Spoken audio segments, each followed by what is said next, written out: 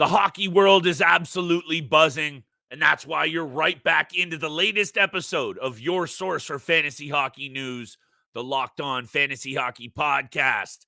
We have all the latest affecting your fantasy squad from across the NHL.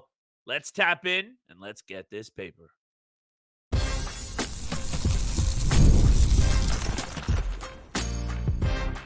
You're Locked On Fantasy Hockey, your daily podcast on fantasy hockey. Part of the Locked On Podcast Network, your team every day.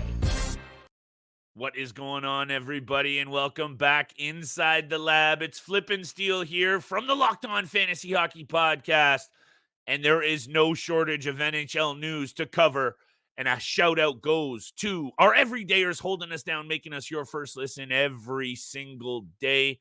Look, Steel, I don't know what else to say other than we thought we had a lot to say about the NHL playoffs. I feel like this NHL offseason is ready to pop off. And we got to talk about UC Saros, the contract, the Nashville Predators. I need your take on what you think this team is going to be able to do next year, because I think they're rather lucky, to be honest. Looking at these numbers, let's run it back. The Washington Capitals, though, you're kind of liking a little bit of what's going on there. We're going to cover that. We're going to cover the Canucks and Tristan Jarry out on the open market. The NHL Draft was Friday night.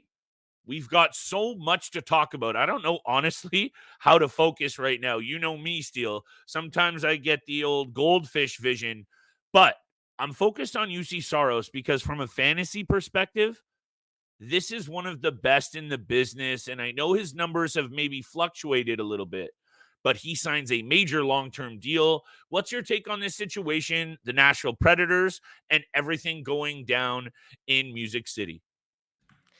Look, to me, the Nashville Predators have always been a sleeper playoff team, at least the last 4 seasons. I feel like every time we get into our playoff predictions, they're always one of my sleeper picks to make a deep playoff run. Unfortunately, it didn't go their way this year against the Vancouver Canucks. But in my opinion, when they've got UC Saros, Roman Josi, and Philip Forsberg locked in like they do, they're always a playoff caliber team. Maybe not a deep playoff caliber team or a contending team for a Stanley Cup, but they are a playoff team, in my opinion. So This is a major signing with UC Saros with a $7.74 million over with an 8-year long contract for the 7.74 AAV for 8 years as well. So it's a major contract for him. And you know how I feel about UC Saros as well when it comes to fantasy leagues and fantasy value. Right behind Connor Hellebuyck, to me, UC Saros is the second best goaltender fantasy-wise in the NHL. He gets a lot of wins. The save percentage and the goals against average were definitely down this season. A .906 save percentage and a 2.86 goals against average, but 35 wins, 24 losses, 5 overtime losses, and 3 shutouts for UC Saros. Again, when you look at the saves made throughout his course and shot attempts through his career, saves 1,600, just below 1,700, shot attempts 1,800, 1,850. This is a goaltender that sees a lot of rubber. I'm not sure exactly where he falls in on that shots against list amongst goaltenders, but you know he's always going to be a top 5 fantasy goaltender in the league. I know when we do our top 15 breakdown of goaltenders, again, this is, I just said he's number 2 in my opinion. And I know, when it comes to Alexander Georgiev, he plays a lot of games. So you're expecting a lot of wins with the Colorado Avalanche. We love Igor Shesterkin and what he brings fantasy value-wise. Yeah, Georgiev and Saros, not in the same conversation, but I hear you. Not in the same conversation. We love Igor Shesterkin, even though Elias Sorokin was down this season. We love what he brings and the potential that he brings to the New York Islanders. But in my opinion, again, Connor Hellebuyck, number 1. UC Saros number 2 when it comes to fantasy leagues, especially fantasy point leagues as well, when you're counting the shots, the wins, the shutouts, and everything that he brings to the table. And clearly he wanted to stay in Nashville as well.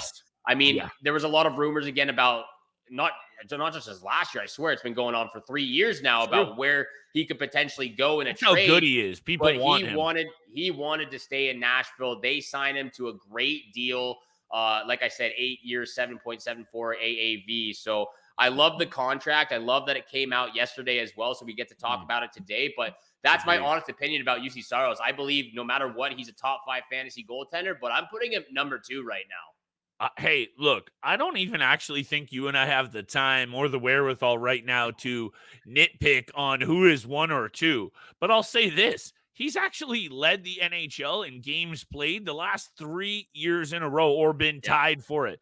So his durability is so huge, Steele. 67 games, 64 games, 64 games. So when you're talking about the most valuable fantasy goaltenders, if you're able to run out your top option in fantasy 64 or 67 times and you're rocking with save percentages around 9, like his career save percentage is 917. This is one of the best goaltenders of the past 10 seasons. That's hands down not debatable in my opinion. I think looking into what the Nashville Predators have done this year, Steele, like power play, penalty kill, they're all out of the top half of the league. Goals scored right around half, goals allowed not good, fairly mediocre numbers when you look at this Nashville Predators team. Do I think they still have more than enough capability to hover around as a wild card spot? For sure they do. But looking at these numbers a little bit, I'm kind of intrigued as to why UC Saros was so inclined to stick around long term. He's comfortable. I get that. He's put up good numbers. I get that. I just don't know what the future holds for this Nashville Predators team when we saw how good that Western Conference was over the past season. However, that's not what we're here to talk about. We got a whole bunch more to cover on today's episode. I know my friend Steele has some of these Capitals energy flowing in the bones. It's a long weekend, baby. Happy Canada Day to everybody out there. We're also going to talk about the Canucks, Tristan Jarry, and potentially Dubas making a little move with his former employer, Steele. You know I'm ready to get a little spicy on today's episode. But today's episode is brought to you by eBay Motors. Passion, drive, patience. Formula for winning championships is exactly what keeps your ride or die alive. eBay has you covered with everything you need to maintain your vehicle and level it up to peak performance. Superchargers, roof racks, exhaust kits, LED headlights, and more. Whether you're into speed, power, or style, eBay Motors has you covered. With over 122 million parts, with your number one ride or die, you'll always find exactly what you're looking for with eBay Guaranteed Fit. Parts are guaranteed to fit your ride every time, or your money back. eBay Motors, you're burning rubber, not cash, with all the parts you need at the prices you want. It's easy to turn your car into the MVP and bring home huge wins. Keep your ride or die alive at ebaymotors.com. Eligible items only. Exclusions apply. eBay Guaranteed Fit, only available to U.S. customers. And thank you so much for making the Locked On Fantasy Hockey Podcast your first listen every single day. Continue to hit the subscribe button, the follow button, leave that 5-star review, and make sure you go check out Locked On Sports Today's YouTube channel. Subscribe to them as well. You can also catch it on the free Amazon Fire TV channel app, part of the Locked On Podcast Network, your team every single day. Once again, thank you so much for tuning in for today's episode. We're covering all of the signings, all of the trades. There's going to be a lot going on July 1st, Monday, with free agency frenzy in the NHL. It's going to be absolutely chaotic, but we've already seen a few so far in the past couple of days. Excuse me. There's a lot going on right now. We got to talk about, we're going to talk about the Vancouver Canucks and the signings they've done, but we got to talk about Andrew Mangiapane traded from the Calgary Flames to the Washington Capitals. And now that they've gotten Pierre-Luc Dubois, they go out and get Andrew Mangiapane. I know those aren't, Pierre-Luc Dubois is a big Are we ready name, to call them a winner, Steele, with these two moves? It's getting intense here. I'm not going to call them a winner, but I'm going to call them intriguing. This is very intriguing to me. And because why it's intriguing to me is what this means for the players around them as well. This is still a little bit of a young team in certain parts. Dylan Strome, Connor McMichael, Sonny Milano, Rasmus Sandin, who I think is going to have a little bit of fantasy value going into next season as well, if he continues to play on that deep pairing with John Carlson. So for me, Andrew Mangiapane, we'll start with him. 40 points last year in 75 games with the Calgary Flames, 122 shots, playing just 16 minutes of average ice time. He brings the hits a little bit, 89 hits last season, penalty minutes 47. Not quite the banger league beauty, but he's on his way. If he can get those numbers a little bit higher, we'll maybe consider him a banger league beauty. But this is very, very intriguing to me about, again, what Pierre-Luc Dubois and what Andrew Mangiapane can bring fantasy value-wise to this team, because I'm still very high on Alexander Ovechkin. I think clearly a down season, clearly didn't have his A game. He's still getting This is going to be a topic, Steele, by the way, not to cut you off at all. Ovechkin and where you draft him and what you do with him and what he does this year is going to be one of those hot topics that you and I are going to have to cover at length, because we know it's got to be a year or two before he does start to drop off. So I know you and I are going to talk about Ovi, but please continue. And yeah, and you know how I feel about him again. Like, I traded for him last year in my fantasy keeper league, and he's going to be one of my keepers. Clearly a down season, but right after I traded for him, he popped off for 25 or 20 plus goals. Sure. So I'm keeping Alexander Ovechkin, but this means a lot because of what this means for other fantasy players. I'm still very high on John Carlson as a defenseman fantasy value-wise. This means a lot as well after the Darcy Kemper for Pierre-Luc Dubois, what it means for Charlie Lindgren's fantasy value. I'm going to keep an eye on Charlie Lindgren because he played very well last season as well for the Washington Capitals. But if Pierre-Luc Dubois, which, I mean, I feel like he's going to get a bunch of opportunities to play in the top 6 lineup, at least play in that top 6 second line center position alongside TJ Oshie and Andrew Mangiapane, it's going to be very interesting. And I'm actually very high on what this means for their fantasy value. I'm not saying go out and pick Andrew Mangiapane or Pierre-Luc Dubois higher than the 8th or 7th round, but I feel, there's going to be a lot of people down in the dumps on. You're drinking the Kool-Aid. I like it. I'm drinking the Kool-Aid a little bit because, again, very unfortunate. They shouldn't have been in the playoffs to begin with last season. They get pumped 4-0 in the first round. It was an absolute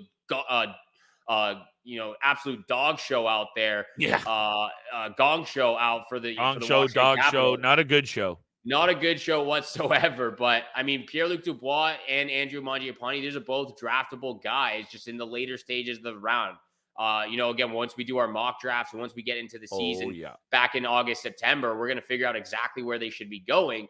But they're still draftable players. And, it might come to a point a month into the season where Pierre-Luc Dubois, you might have to drop him because he's still not in peak shape and in peak form and not producing offensively. But at the beginning in drafts, he's still a very much draftable player.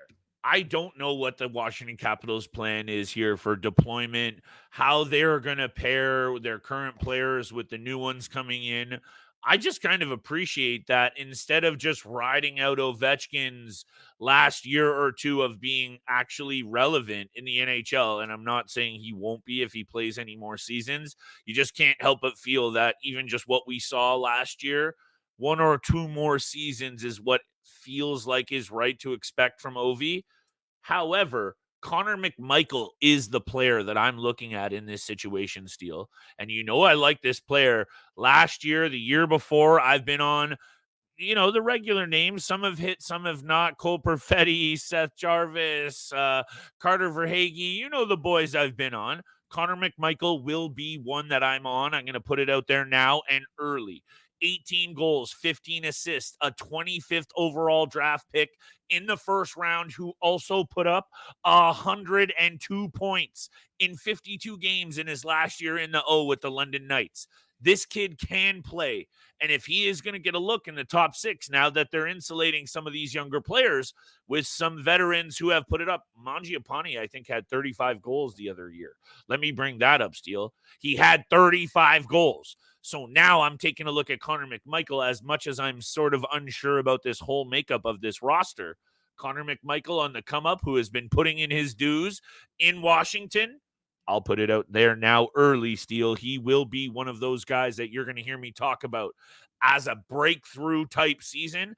I don't know what it is yet. I'm not going to go out there and predict points. I'm just going to say Connor McMichael, with these moves that the Capitals are making, make him a very intriguing name. I will say, just go ahead. We move on, but as of right now, the Washington Capitals are $2 million over the cap space, projected cap space. They're over $2 million. So They're definitely going to have to offload another contract, and it's going to be interesting. I mean, they have a lot of draft capital as well. They've got a lot of 3rd round, 4th round, 5th round Maybe picks. that's how it shakes out. They have all of their 1st round picks. They've got 2 2nd round picks in 2025. So they've got a lot of draft stock capable of moving around and maybe packaging and offloading one of those contracts that they have right now to get under the cap space. So it's, again, going to be very interesting to see with the Washington Capitals. But like you said, the Vancouver Canucks also inked 2 players, Tyler Myers and Dakota Joshua. Dakota Joshua, you and I have covered at a very significant length. All that I think really matters here for this situation with the Vancouver Canucks is, and I know it's out there that they're going to have to let Nikita Zadorov go, not enough money there, is they've chosen the situation that works the best under the cap, obviously, but now it's looking like Elias Lindholm is out the door. I don't think that's the be-all and end-all of anything, Steele, but there are changes coming for this Vancouver team, and all that I look at is, does it really matter that much? Because the pillar pieces are there. And what it comes down for me when I look at this, I like Dakota Joshua coming back. Tyler Myers, that makes sense. You and I have discussed, look, Quinn Hughes is now the Norris Trophy champion. They've got those pieces. It really comes down to Thatcher Demko, because I like Artur Shilovs, and from what we've seen, the kid can play. But can we really go and talk about this Vancouver Canucks team as a legitimate cup threat if Thatcher Demko isn't that bona fide number 1 guy getting it done for them? We just saw it in the past postseason. Sergei Bobrovsky, clearly a number 1 guy getting it done. Cup champs. I'm not trying to compare Thatcher Demko to Sergei Bobrovsky, but I like what's going on in Vancouver. What for me, Steele, at the end of the day is, can Thatcher Demko anchor this club? Maybe that's a lot to put on him when you got Elias Pettersson, Besser, JT Miller, Quinn Hughes, Ronek under big money. It's not just on him, obviously, on the ice, but in my opinion, and fantasy-wise, Thatcher Demko for me is really hard to put a finger on sometimes because he looks sensational in minutes, and then he gets hurt or he looks shit or bad. Sorry, whoa, there's a slip. Anyway, the Vancouver Canucks are still going to knock on that door in the playoffs as one of the best teams in the West. I think there's still moves to come here, though. I don't know what Alvin has up his sleeve. Lindholm is probably gone, though, is my main takeaway. Yeah, after these 2 signings, I think it's most likely what is going to happen is Elias Lindholm's going to walk. It seems like he's already turned down multiple deals. Again, like we mentioned a few episodes ago from the Vancouver Canucks, and when he was with Calgary, he turned down those deals as well. Jake Gensel is a free agent going into free agency on Monday as well. Again, we alluded to him potentially looking at homes in North Vancouver. Again, just a little bit of a rumor out there, but we gave the real estate breakdown. Let's just say Elias Lindholm walks and Vancouver Canucks sign Jake Gensel to a deal. And I'm just going to pull up Cap Friendly real quick for the Vancouver Canucks, but they've got $12 million. They've got $12 million in cap space. If they do sign Jake Gensel, he's going to probably be playing on that top line with Elias Pettersson and JT Miller. And if they don't re-sign Elias Lindholm, again, they're not going to be able to sign both. This is all just hypothetical talk right now. But if that were to happen, the second line downwards, it's kind of iffy. It's a little bit, even though we love Dakota Joshua and what he brings to the table, you know, Connor Garland's not that fantasy relevant in my opinion. Like, he's still draftable towards like later than the 15th and 16th round. That's where I'm putting him at right off the top of my head. But when you get to the second line downwards, these are not guys who you're going to be drafting for your fantasy team besides potentially Dakota Joshua and Connor Garland in the later stages of your fantasy draft. But Teddy Bluger, Pius Suter, Niels Hoglander, who actually played pretty decent last year. Yeah. It's going to be interesting. Your comments on Thatcher Demko, you know, if again, it's all injury concerns. If he's healthy, he's an absolute stud out there. I know Agreed. 2 years ago, when I had Thatcher Demko and Jordan Binnington on my team, I was venting a lot about how terrible they were that season. He's a good goaltender. And I'm never going back to Jordan Binnington, no matter how great he plays. Thatcher Demko, I would be more than willing to come full circle on again. I agree. And draft him for my fantasy team. When he's healthy, he is an absolute stud. And he can, again, if he was healthy for this playoff run for the Vancouver Canucks, it could have been a different story, even though Artur Shilov's played very well.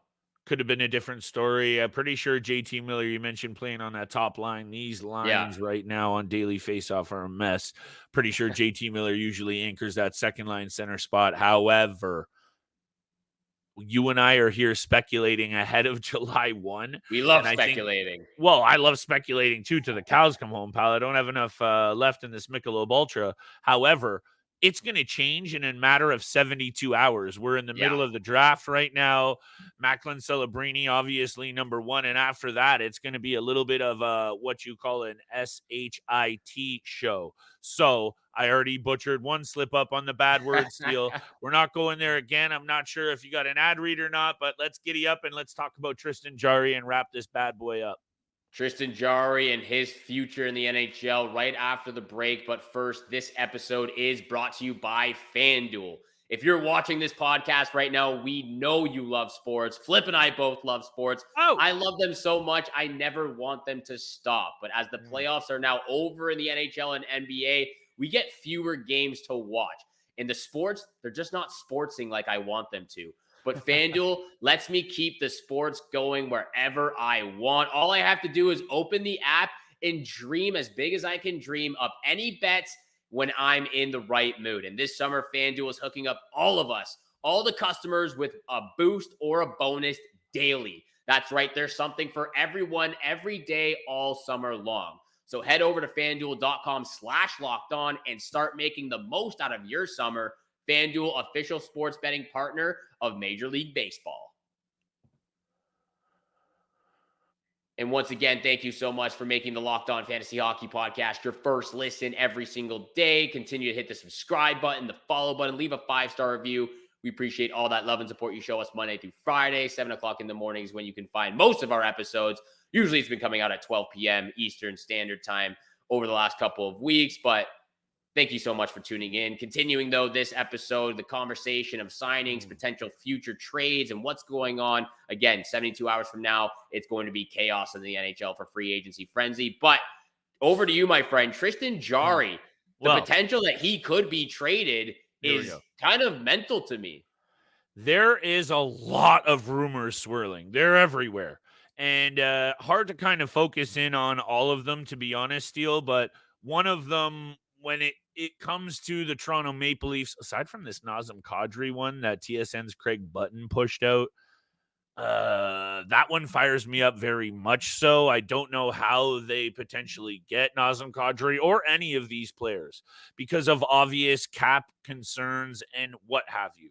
But when I look at Tristan Jarry specifically, and these rumors are out there, and there's the Kyle Dubas wrinkle in here. Does he want to trade with a team in conference? That there's all this drama. I look at it this way. Tristan Jarry, 3 seasons running from 2020, 2021, up until the season before this one, he had a 25-9 record, then a 34-8 record, then a 24-13 record, rocking save percentages north of 910. I know this past season, it was very much up and down. He has had injury concerns. There are all there. He still had 6 shutouts this year, Steele. And when I look at it this way, and this is my main takeaway, what is this goaltender going to do with a team that is able to score goals like the Toronto Maple Leafs? Because when you look at the Pittsburgh Penguins, and I know they got Gino, I know they got Sid, I know they brought in Erik Karlsson, they've struggled to score goals over the last couple of years. And this isn't exactly a positive for Tristan Jarry, but it seems like he's the kind of goalie that sometimes lacks in confidence. Somewhat similar at times in between the ears to maybe perhaps Jack Campbell. I'm not going to draw those comparisons, but I want to leave it at this. On a team like the Toronto Maple, man, I think they should just sell my take here to get Tristan Jarry in because it sounded pretty good. Add Tristan Jarry into the Toronto Maple Leafs. I'm not even saying he's the bona fide number 1, but he's the perfect goalie to push Joseph Woll. He's proven he can be a number 1. And when you dig into his numbers, Steele, they're actually really good. So if Tristan Jarry is out there, I don't know how it works out. I don't know what those in-betweens, the intangibles are. I just needed to throw out there. When I saw Jarry on the market, and we know how aggressive that Treliving is going to be at addressing this roster up and down, I'm going to stop talking.